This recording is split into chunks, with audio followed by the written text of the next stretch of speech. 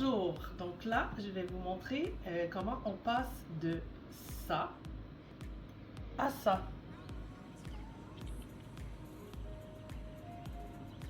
On aura besoin de carottes, choux, clous de girofle, sel, piment habanero et vinaigre. Donc on va commencer par râper des carottes et du chou. Nous pouvons utiliser la vieille méthode comme ça ici. Sinon, j'opte pour la façon plus facile, l'appareil magique. Pour que ça passe dans l'appareil plus facilement, nous allons couper le chou.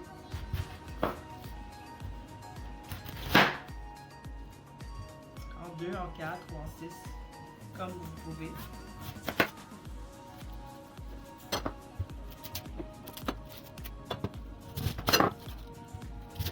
C'est toujours plus dur de couper ce genre de truc. Voilà.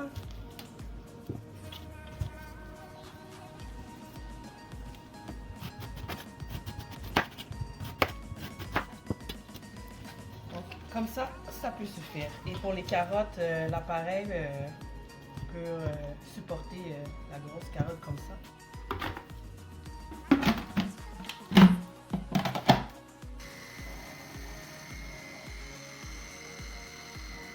Donc là, pour le vinaigre, de mon côté, j'aime bien le faire chauffer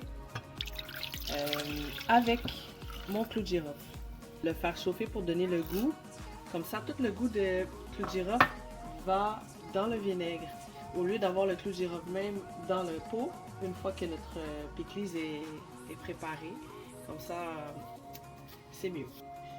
Alors, pour le piment fort, ça c'est vraiment le niveau de pimenté que vous voulez. Moi j'aime ça quand c'est bien fort, donc on va en mettre quand même plusieurs. Vous pouvez le râper aussi avec l'appareil ou le truc manuel. Moi je préfère le couper comme ça, je sais que c'est coupé homogène.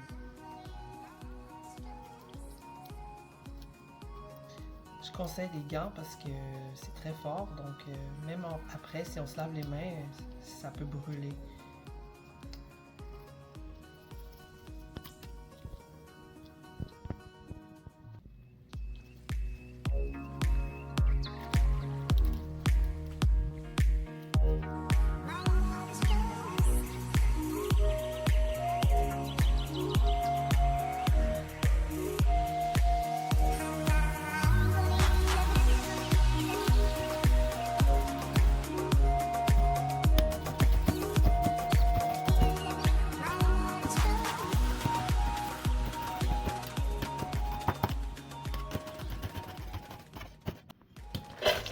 On verse le tout dans le bol.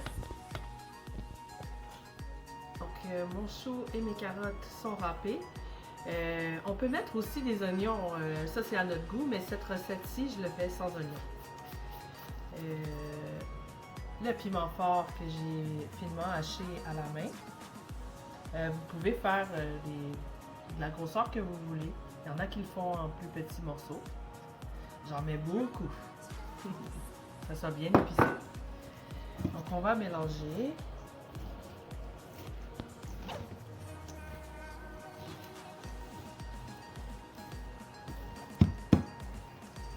En bref, et je vais incorporer aussi mon sel. On en met partout, puis par la suite on mélange bien et je vais le laisser reposer un peu.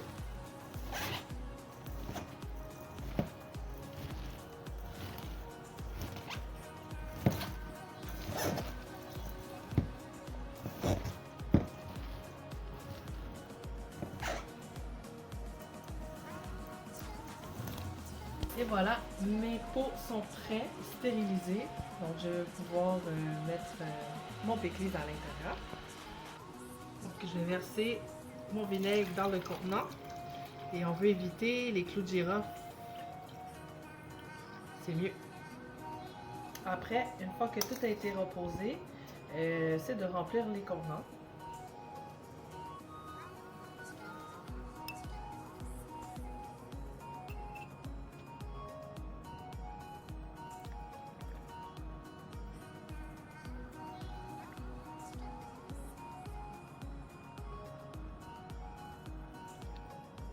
Donc là, on arrive à la fin. C'est de fermer les pots et s'assurer qu'ils soient bien scellés, surtout si vous voulez les conserver.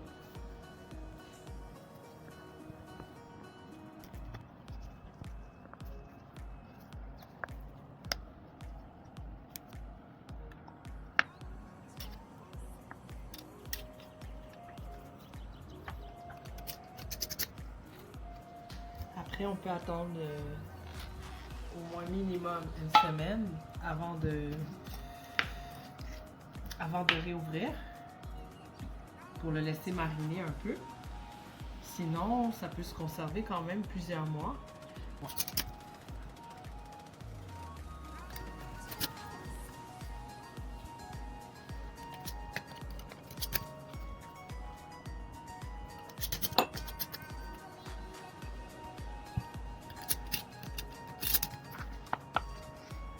Alors, c'est tout pour aujourd'hui. Merci à vous.